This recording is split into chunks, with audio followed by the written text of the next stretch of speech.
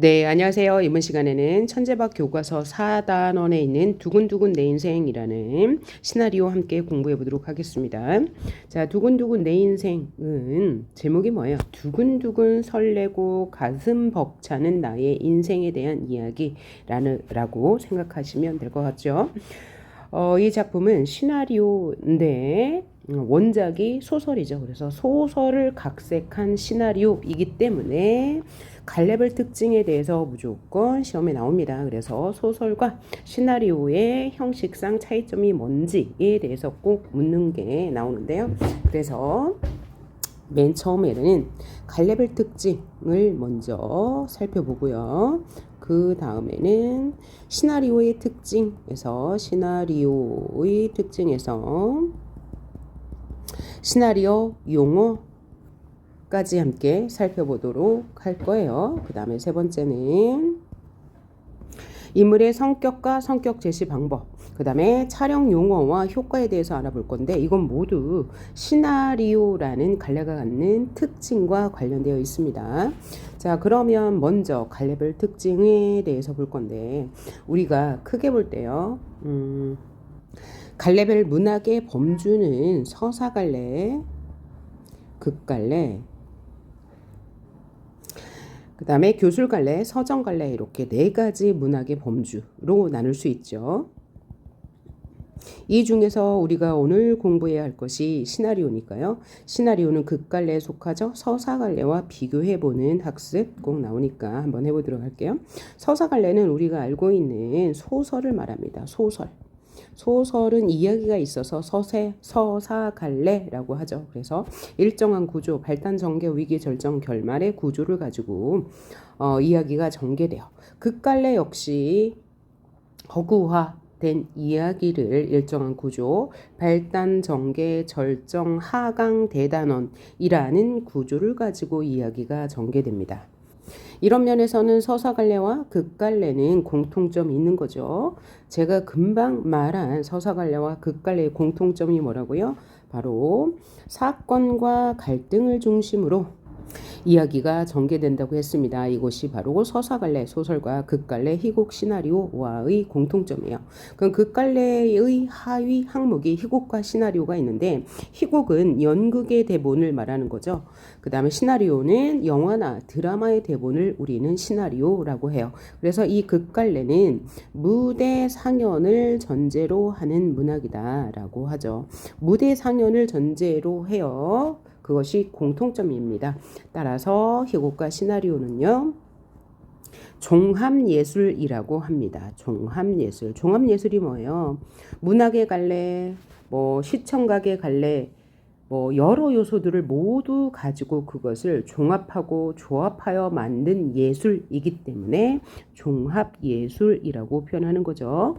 그래서 극갈래인 희곡과 시나리오는 종합예술로서 무대 상연을 전제로 하는 게 공통점이라고 할 수 있어요. 차이점도 있죠. 희곡 같은 경우는 연극의 대본이잖아요. 따라서 무대 장치나 등장인물이나 어떤 배경의 제한이 많죠. 왜요? 관객이 앞에 있고 그 관객 앞에서 실시간으로 공연해야 하기 때문이에요. 반면에 시나리오는 먼저 촬영을 해놓고 그것을 편집한 다음에 무대 영화로 상연하는 거니까 제한이 적어요. 무대 장치라던가 등장인물 수라던가 그런 면에서는 차이가 있다고 볼 수 있겠습니다. 그래서 극과 희곡과 시나리오의 특징은 이 정도로 해보시고 해두시면 될 것 같고 서사갈래와 극갈래의 차이점에 대해서 봐야 돼요. 이것은 이제 지문에 원작인 소설과 본지문 두근두근 내 인생이라는 시나리오를 주고 보기로 주겠죠. 소설을. 그래서 공통점과 차이점이 무엇이냐라고 묻는 문제, 특히 서술형으로 묻는 문제가 아주 많이 나오기 때문에 반드시 알아둬야 되겠어요. 일단 공통점은 사건과 갈등을 중심으로 이야기가 전개된다는 것, 그 다음에 구성 요소가 인물, 배경, 사건으로 이루어졌다는 것, 이것은 공통점이죠. 차이점은요, 서사갈래인 소설의 경우에는 서술자가 이야기를 전개해 나가죠. 그래서 서술자의 서술에 의해서 이야기가 전개된다는 것. 반면에 시나리오는요, 서술자가 나오지 않죠.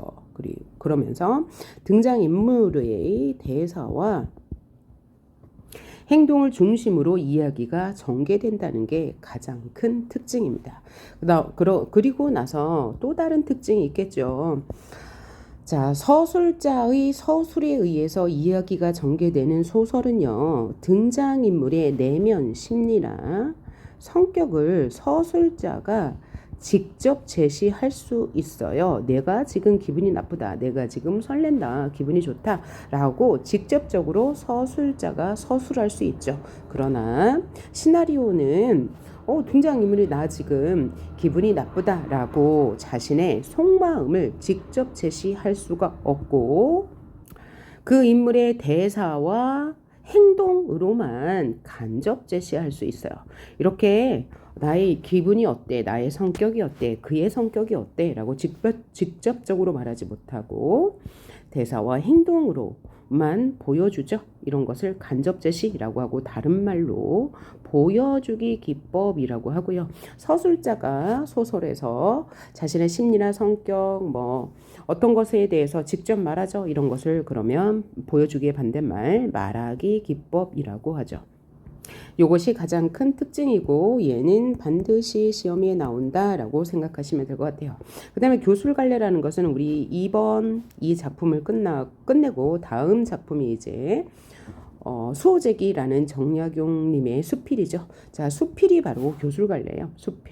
수필은 교술갈래에서 하위 항목으로 여러 가지가 있는데 무엇이 있어요? 교술갈래는 수필도 있고 기행문도 있고 일기도 있고 사설도 있고 여러 가지, 이런 것을 모두 교술갈래라고 합니다. 어떤 경험을 바탕으로 교훈을 전달하기 위한 글, 우리는 교술갈래라고 하죠. 교술갈래는 서술자가 주인공이 되어서 자신의 경험을 이야기한 다음에 교훈을 전달하기 위한 목적으로 써요. 그래서 교술, 가르쳐서 바꾼다라는 뜻입니다. 그 다음에 서정갈래는 우리가 이제 익히 알고 있는 거죠. 즉 시를 말하는 거예요. 시는 화자예요. 화자, 그죠? 이야기하는 사람이 화자예요. 화자가 자신의 감정이나 어떤 사상 등을 압축적으로 운율이 있는 언어로 표현하는 것을 우리는 서정갈래라고 하죠. 자, 그러면 우리 여기서 알아둬야 할 게 서사갈래인 소설가, 극갈래인 이 시나리오의 공통점과 차이점 반드시 알아두셔야 되고요. 두 번째는 시나리오의 특징과 용어에 대해서 알아야 돼요. 시나리오라는 것은 영화나 드라마의 대본이기 때문에 소설과 같이 인물 배경 사건으로 구성되고 갈등을 중심으로 이야기가 사건이 전개되는 특징이 있습니다. 그리고요, 서술자의 개입이 있다 없다. 서술자의 개입이 없고 등장인물의 대사와 행동으로만 이야기가 전개되는 특징이 있죠. 그리고 시나리오 용어가 사용돼요. 또한 시 공간의 제약이 없고 장면 변화도 자유롭죠. 등장인물의 수에도 제한이 없어요. 그리고 컷과 장면 단위로 구성이 되는데, 컷이라는 것은 카메라가 한 번 촬영하는 컷, 이것을 바로 컷이라고 하고 다른 말로 숏이라고도 하죠. 그 다음에 장면이라는 것은 하나 또는 여러 개의 컷으로 구성된 그 영화의 최소 단위이죠. 그래서 같은 장소와 같은 시간 내에서 이루어지는 일련의 행동이나 대사가 이루어지는 부분을 우리는 장면이라고 합니다. 이 장면을 우리는 S샵이라고 표기하죠. 그러면 이 시나리오 용어, 즉 촬영 용어에 대해서 알아야 되는데요. 이 촬영 용어도 이렇게 가로를 해놓고 A, B, C, D, E 이것을 써라 라고 할 수도 있고, 이에 알맞은 것은 라고 객관식으로 나올 수가 있어요. 그러면 그 시나리오 용어는요, 여러분 교재 18쪽에 있으니까 요거는 따로 필기를 안 하셔도 되고요. 이 용어는 꼭 외워두셔야 하니까 한 번 더 써보시는 것도 좋겠습니다. 맨 먼저 나레이션 살펴볼게요. 나레이션은 화면에는 어떤 인물이나 배경이 등장하지 않으면서 목소리로만 해설을 해주는 거예요. 목소리로 해설을 해준다. 그래서 지난 줄거리를 요약해 준다던가, 아니면 어떤 심리를 말해준다던가, 그래서 목소리로만 줄거리 등을 해설해 주는 것, 이것을 우리는 나레이션이라고 하고요.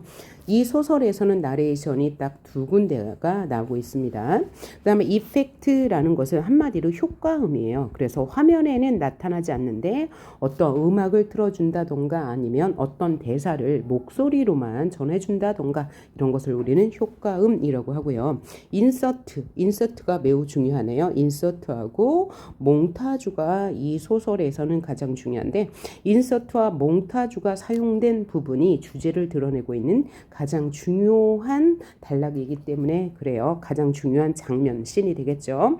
그럼 인서트는 뭐냐면 화면과 화면 사이에 다른 화면을 끼워 넣는 기법.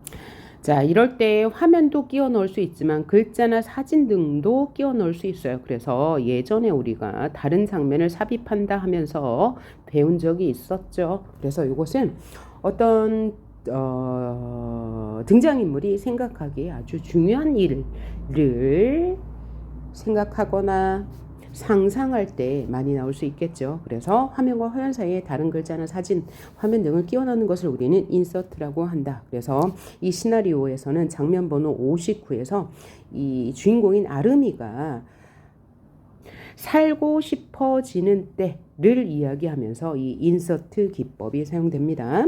그 다음에 컷투라는 게 있는데요. 컷은 뭐예요? 하나하나의 장면이잖아요. 그 하나의 장면이 다음 장면으로 이어지는 것을 우리는 컷투라고 하죠. 그래서 하나의 장면에서 다른 장면으로 넘어가는 게 아주 자주 있다. 그러면 어떻게 되겠어요? 사건의 진행 속도가 빨라지겠죠. 그래서 사건의 진행 속도와 관련이 있다라고 생각하시면 될 것 같아요. 그 다음에 클로즈업은 잘 아시죠? 한 화면을 확대해서 보여주는 거, 일부분을. 예를 들면 손을 확대해서 보여준다던가 인물의 표정을 보여주기 위해서 얼굴을 확대해서 보여준다던가. 그래서 한 장면을 크게 보여주는 것을 우리는 클로즈업이라고 하고요.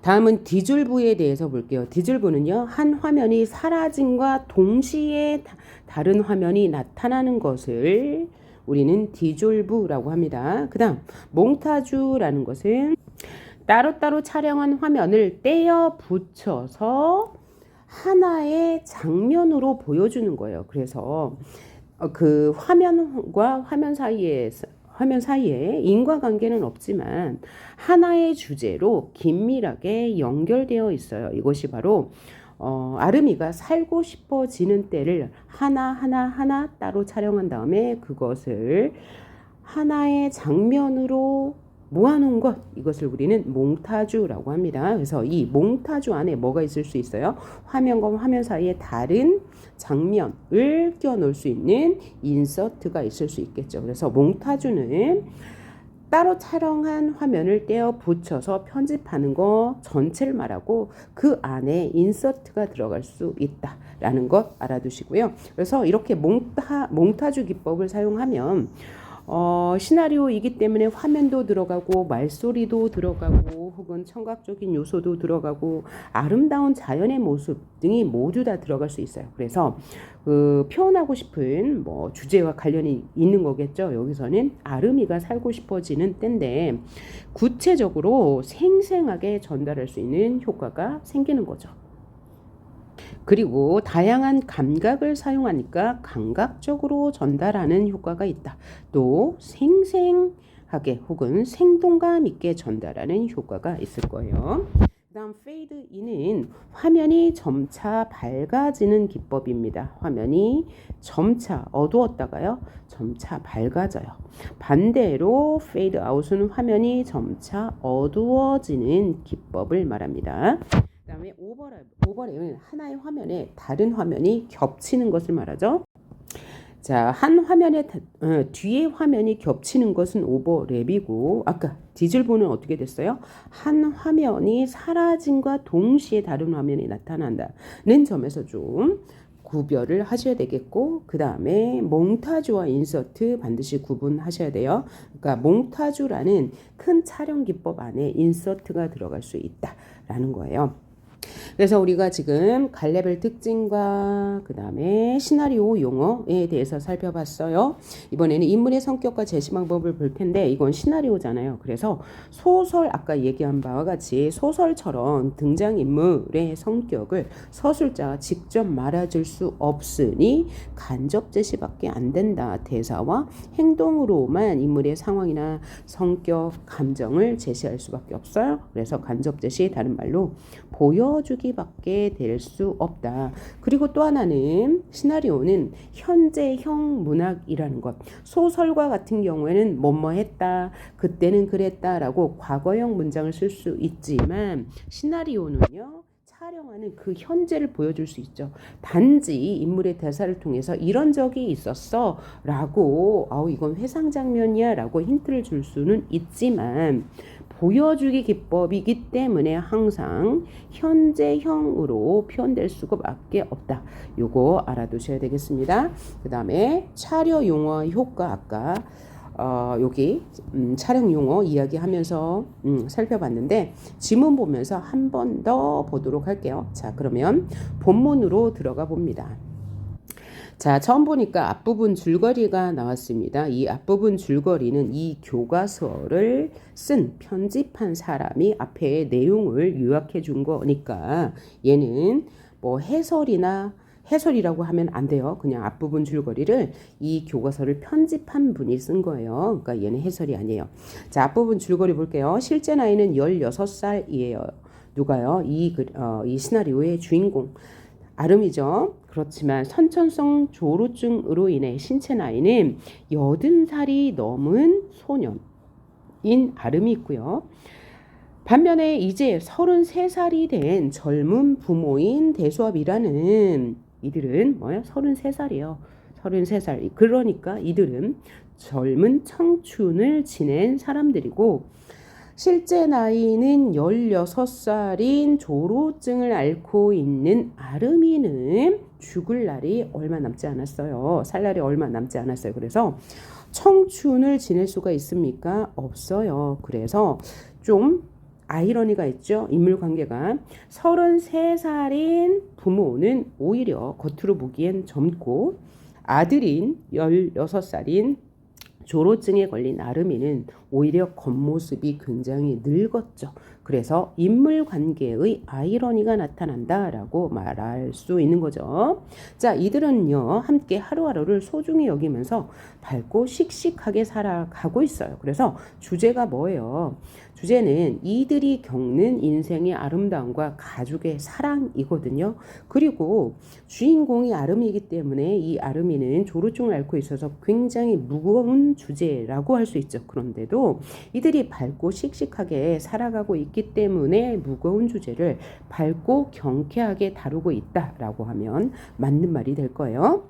그리고 대수인 아버지는요 택시 운전을 하고 미라는요 세탁 공장에 나가서 열심히 일을 해요. 그런데 각종 노인성 질환이 바로 조루증이겠죠. 고통받는 아름이의 치료비를 내기엔 턱없이 부족해요. 그래서 아름이의 치료비를 마련하고 아름이의 사연을 마련하려고 이게 목적이죠. 아름이의 사연을 소개하는 텔레비전 방송에 출연한 적이 있습니다. 여기까지가 줄거리예요. 자, 그래서 여러분 이 내용을 잘 알고 있겠죠. 학교에서도 영화도 보여줬고 했을 테니까요. 그래서 이 조로증을 앓고 있는 16살의 아들과 일찍 사고를 쳤죠. 17살에 만나서 18살에 아름이를 낳았고 그 이후에 이들이 어린 나이지만 서로 사랑하면서 열심히 아들의 치료비를 대면서 밝게 살아가고 있어요. 그래서 이것이 바로 이 시나리오의 주제가 되겠어요. 주제 한 번 더 얘기할게요. 조로증으로 인해 죽음을 앞둔 소년의 벅찬 한순간을 통해 사랑의 의미와 인생의 아름다움을 전하고 있다라고 했는데, 자, 아름이가 어느 날 이제 이메일로 교신하면서 서하라는 아이를 알게 되죠. 그때 처음 이성에 대해서 알게 되고 그게 바로 두근두근 떨리는 한순간, 이에요. 그래서 그것을 통해 사랑의 의미와 인생의 아름다움을 전하고 있는 것 한 축 하나 하고요. 또 하나는 평범하지 않죠. 일찍 결혼했잖아요. 그렇지만 서로 사랑하며 당당하게 살아가는 모습을 통해서 가족 간의 사랑과 삶의 소중함을 느끼게 한다. 이것이 바로 두 번째 주제예요. 따라서 두근두근 내 인생이라는 것은 나의 인생이 이렇게 벅차고 설렌다 라는 내용을 전하고 있는 거죠. 그럴 때 첫 번째 두근두근은 아름이의 이 설레임, 서하를 만났을 때, 그러니까 사하를 상상으로만 만나는데요. 그 만났을 때 두근두근 설레이는 마음과 그 다음에 이들 부모의 사랑을 이야기하고 있다. 사랑과 가족의 소중함에 대해서 말하고 있다라는 것. 잤고요. 그 다음에 이제 발단부터 봅시다. 얘는 시나리오이기 때문에 구성 단계가요. 발단, 전개, 절정, 하강, 대단원 순으로 이어질 거예요. 소설과 약간 다르죠. 자, 그러면 첫 번째 장면 S샵 16을 봅시다. S샵 16은 자, 구성상 발단 단계에 해당하죠. 그래서 병원 앞 거리에서 아름이와 미라의 대화가 보여지는데요. 이 대화를 통해서 아름이의 성격이 어떤지, 미라의 성격이 어떤지, 이들이 지금 어떤 상황에 처해 있는지를 보여주고 있습니다. 그러면 읽어보도록 하죠. 모자와 선글라스로 가렸어도 드러나는 아름이의 병색. 병색이라는 것은 병의 기운이라는 거죠. 사람들이 미라와 아름이를 호기심 어린 눈빛으로 또는 동정 어린 눈길로 힐끗댄다. 왜냐하면 이 아름이의 사연이 TV에 방영된 적이 있죠. 아름이 부모가 병원비를 마련하기 위해서 방송에 출연한 적이 있습니다. 그래서 사람들이 아름이를 알아보고 호기심 어린 눈빛과 동정 어린 눈빛으로 힐끗대고 있어요. 그리고 미라의 눈치를 보며 손을 끄는 아름이, 하지만 생각에 잠긴 미라는 빨리 걸을 생각이 전혀 없어 보인다. 그럼 이것은 인물의 대사가 아니죠. 이건 뭐냐면 지시문이에요.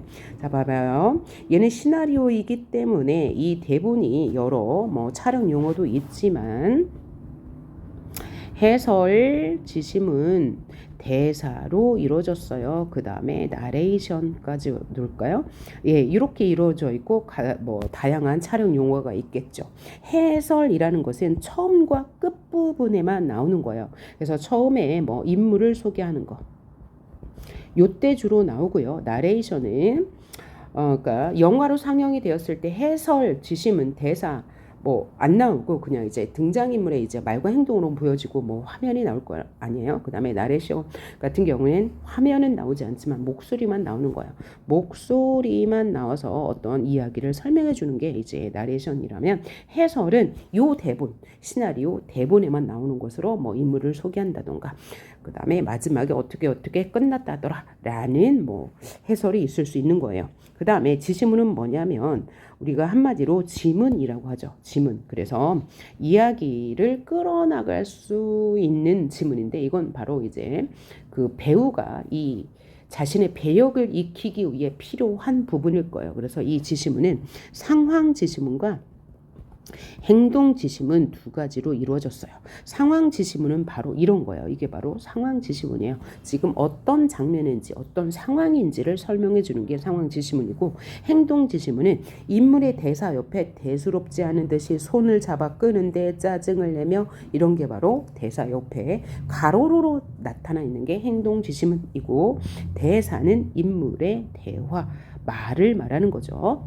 그래서 여기는 지금 행동, 그냥 상황 지시문이 되겠어요. 그럼 어떤 상황입니까? 자, 병원 앞에서 미라와 아름이가 지금 실갱이를 하고 있네요. 아름이는 성격이 좀 소심하고 부끄러움이 많아요. 그래서 선글라스로 얼굴을 가리고 모자를 얼굴을 가려요. 그래도 예전에 TV에 출연한 적이 있기 때문에 사람들이 자신을 쳐다보는데 그것을 의식하죠. 타인을 인식해서 뭐하고 있어요?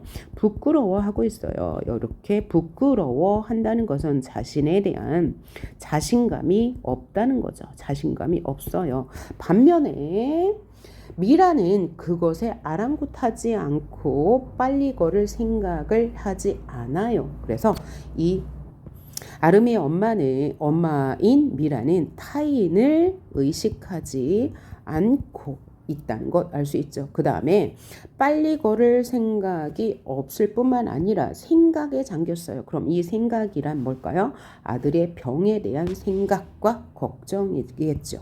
그래서 아들에 대한 걱정이 있다. 이것을 통해서 아름이는 아들을 너무 많이 사랑하는구나. 많이 사랑하는구나 라는 것을 알 수 있네요. 그 다음 이제 대사가 나오네요. 아름이가 이런 말을 합니다. 빨리 좀 가. 사람들이 쳐다보잖아. 미라가 대수롭지 않은 듯이 내가 너무 예쁜가 보지 뭐 라고 했어요. 그래서 이 미라의 성격은 타인의 시선을 인식하지 않을 뿐만 아니라 긍정적으로 생각하는 거죠. 내가 이뻐서 쳐다보지 뭐 라고 농담으로 받아 넘기고 있으니까요. 그러니까 아름이가 손을 잡아 끄는데 따라오지 않자 짜증을 내며 엄만 창피하지 않아? 라고 말했어요. 자기는 창피하다는 거죠. 그랬더니 미라가 뭐가? 태어난 미라가 짜증나 손을 놔버리는 아름이. 여기도 상황지시문이 되겠어요. 미라 앞장서가는 아름이의 배낭을 잡아챘어요. 그랬더니 미라가 뭐가 창피한데 뭐가? 라고 하면서 아들이 창피해하는 것을 안타까워하고 있어요. 그랬더니 아름이는 뒷덜미 노을이야. 여기 아까 뒷덜미 잡혔죠. 사람들 시선에 모자 눌러쓰랴 정신없는 채로 왜 그래 진짜라고 하면서 짜증을 내고 있어요. 그랬더니 미라가 넌 아픈 애야. 아픈 애가 왜 자꾸 딴 데 신경을 써? 여기서 딴 데는 사람들의 시선을 신경 쓰는 거죠. 그런데 신경 쓰지 말라는 얘기죠. 사람들이 보건 말건 병원비가 있건 없건 애처럼 굴어. 아프면 울고 때를 쓰란 말이야. 그냥 애처럼. 이 대사를 통해서 아름이는 그동안 사람들이 보는 것을 의식했고요. 병원비가 없다는 것에 대해서 걱정을 하고 있었고요. 애처럼 굴지 않았고요. 아프면 울지 않고 때를 쓰지도 않았다는 걸 알 수 있어요. 따라서 아름이의 성격은 뭐야? 어른스럽다. 그 다음에 생각이 많다라는 것을 알 수 있네요. 그리고 타인의 시선을 의식한다. 그랬더니 아름이가 애처럼 안 보이니까 그러지 왜 그래요? 예, 선천성 조로증, 빨리 늙어버리는 병에 걸렸기 때문이죠. 그랬더니 미라가 선글라스를 휙 벗기면서 연예인도 아니면서 이런 걸 쓰고 다니니까 사람들이 쳐다보지 라고 했어요. 그러니까 미라는 사람들이 쳐다보는 이유가 선글라스 때문이다 라고 이야기하고 있어요. 따라서 미라는 아들의 조로증을 대수롭지 않게 여기고 있음을 알 수 있죠. 자, 왜냐면 이 대수와 미라가 텔레비전 프로그램에 출연했잖아요. 그로 인해서 사람들이 많은 시선을 보이고 있는 거죠. 그럼에도 불구하고 사람들이 쟤는 조루증에 걸린 그 아이 아니야? 라고 생각하는데도 그것에 별로 신경 쓰지 않고 야, 네 선글라스 때문에 사람들이 쳐다보는 거야? 라고 이야기하고 있어요. 그래서 아들을 굉장히 사랑하고 사랑으로 대하고 있다는 것도 알 수 있어요. 가슴이 답답한 미라 고개를 돌려 한숨을 내쉰다. 왜 가슴이 답답해요? 아들이 저렇게 자신감이 없다니. 아들이 자신감이 없는 것에 대한 답답함이죠. 그래서 괜한 말을 꺼내서 오도가도 못하는 아름이. 그러면 아름이는요 땅만 발로 차면서 괜한 말을 해서 오도가도 못하네 라고 생각하고 있어요. 여기서 볼 수 있는 시나리오의 특징 뭡니까? 자, 아름이의 속마음을 땅을 발로 차는 행동을 통해서 간접적으로 보여주고 있다는 거죠. 그럼 얘를 직접 제시로 바꾸면 아름이는 미안해한다 혹은 아름이는 후회한다 혹은 아름이는 잘못했다고 반성한다. 이렇게 서술자의 서술로 이야기할 수 있을 거예요. 그래서 아름이가 이렇게 땅만 발로 차는 행동을 통해서 아름이의 속마음은 어떻다는 것을 알 수 있다고요. 아름이는 지금 엄마에게 그런 말을 한 것을 후회한다는 것. 그 다음에 미안해 엄마에게 그런 말을 했다는 것을 미안해 한다는 걸 알 수 있죠. 그러니까 이 아름이도 역시 이 엄마를 매우 사랑하면서 이 배려심이 조금은 있는 거죠. 이렇게 하고도 후에 반성 안 하는 아이들이 많을 거니까요. 그렇죠?